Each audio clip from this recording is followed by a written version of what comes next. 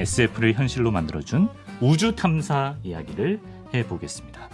선생님, 인류 최초의 우주 탐사는 언제 이루어졌나요? 그 1957년에 스푸트니크 1호가 옛날에 소비에트 연방이죠. 소련. 네. 거기서 발사가 되었어요. 네. 그래서 흔히 스푸트니크 쇼크라고 부릅니다. 그거를. 그러니까 이제 그 당시에 이제 미국은 자기네가 엄청 앞서가고 있다고 생각을 하고 있는데 네. 인공위성을 먼저 쏜 거예요. 그래서 1957년 그 스푸트니크 1호를 우리 인류 역사상 네. 첫 지구를 벗어난 이제 우주 탐사의 이제 시점으로 보고 있죠. 스푸트니크 쇼크. 네. 그리고 이제 같은 해 스푸트니크 2호가 이어서 발사되는데 여기에 최초로 우주에 보내진 생명체가 타고 있었다? 네, 그러니까 최초로 보내진 생명체는 아니고요. 아, 그래요? 그 전에 이제 스푸트니크 1호를 발사한 후에 네. 이제 막 경쟁을 할 거 아니에요? 미국이랑.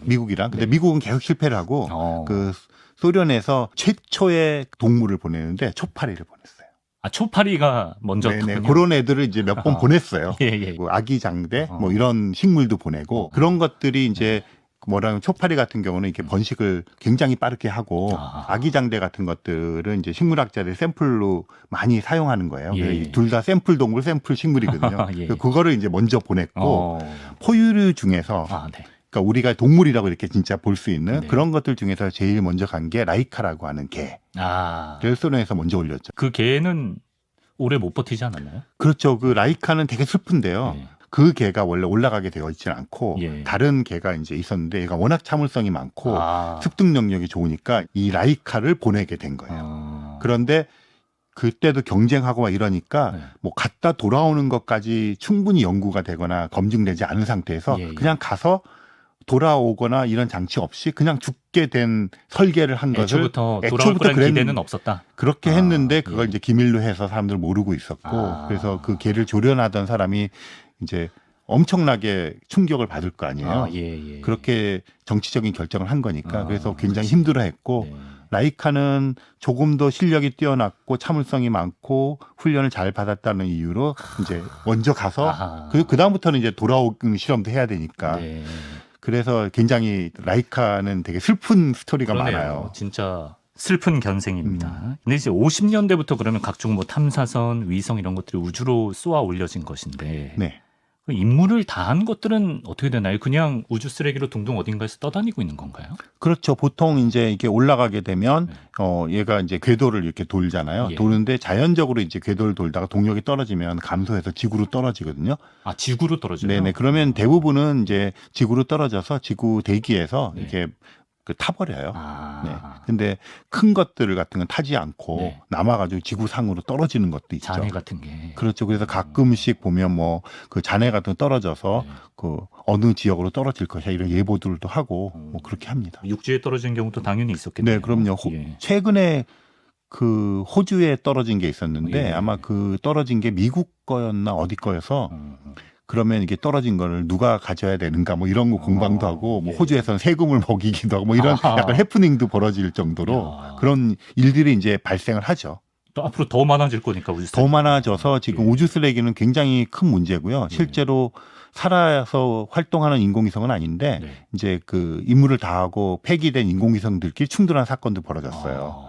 그래서 이제 두 가지로 하는데 하나는 일단 가서 이 밑으로 떨어뜨려서 태우는 거. 또 하나는 아예 위로 올려버려서 저 멀리서 이렇게 그냥 또 이제 임시 방편으로 그 두 가지 방안으로 이렇게 하는 식으로 해서 우리가 많이 사용하는 궤도에서 좀 밀어 올리거나 내리자 이런 연구를 많이 하고 있습니다. 처리 방법에 대한 연구가 있다고 합니다. 아무래도 가장 궁금한 건 유인 탐사선이 아닐까 싶습니다. 사람의 탑승 여부일 텐데 1961년 러시아의 우주 비행사 유리 가가린을 태운 보스토크 1호의 성공 발사 이후로 얼마나 많은 유인 탐사선이 그동안 올라갔나요? 유인 우주 탐사가 몇 명에 됐을 그러면 공식적으로 지금 그 갔다 온 사람 카운트를 해요.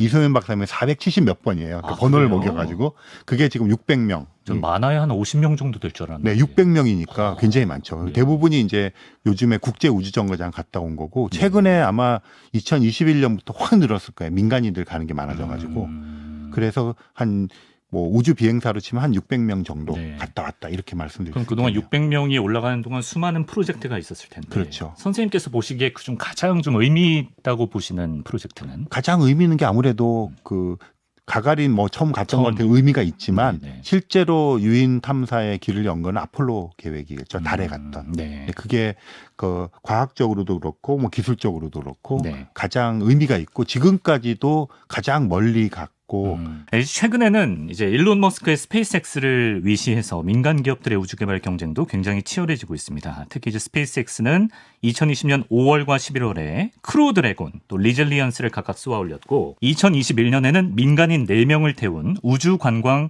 유인 우주선도 발사됐는데 스페이스X뿐만 아니라 뭐 아마존 제프 베이조스가 설립한 블루 오리진, 뭐 미국의 버진 갤럭틱 이런 민간 주도의 우주 탐사, 우주 개발에 대해서 선생님은 어떤 의견을 갖고 계신지 우려하시는 부분이라든지 아니면 좋게 보시는 부분? 뭐 좋게 보고 우려하고 네.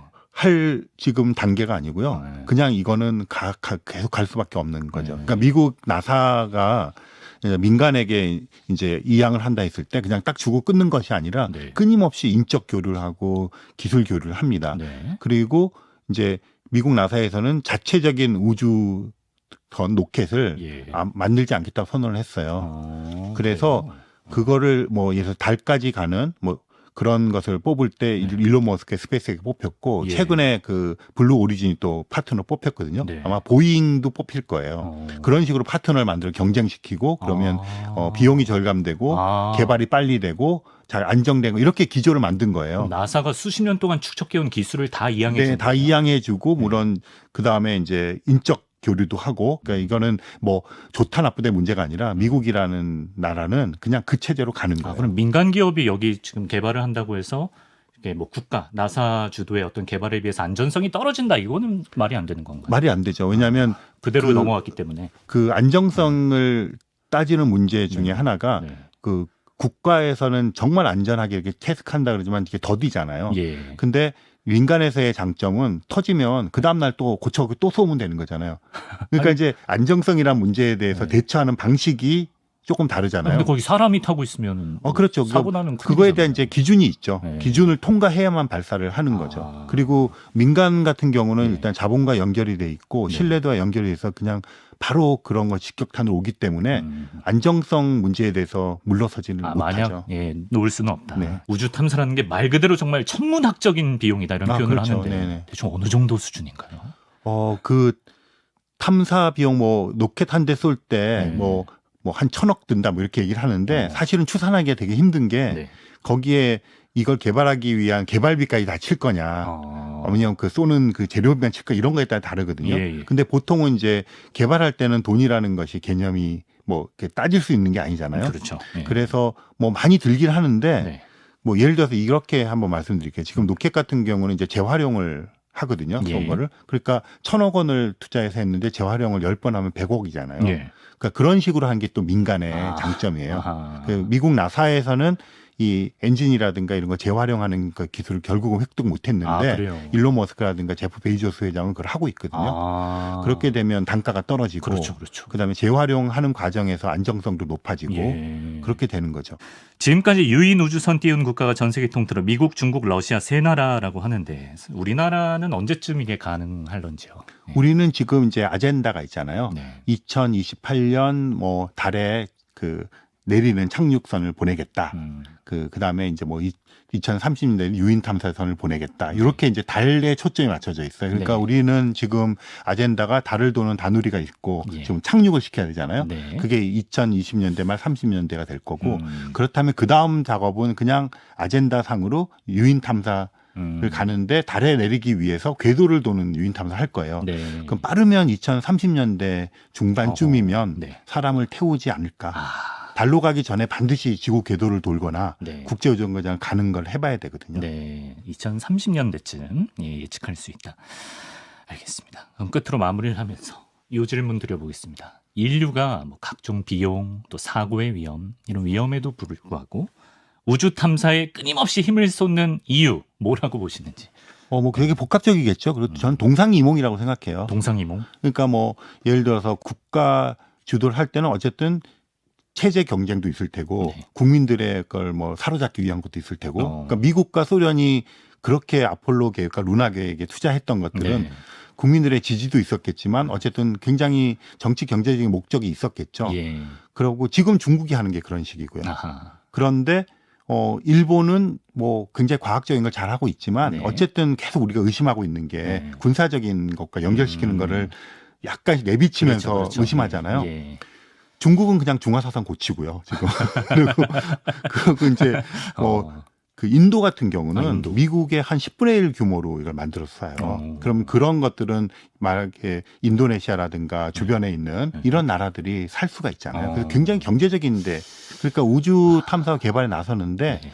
다들 뭐 어쨌든 처음에는 과학적인 거 그다음에는 뭐 그 기상위성, 통신위성 이렇게 가긴 하지만 네.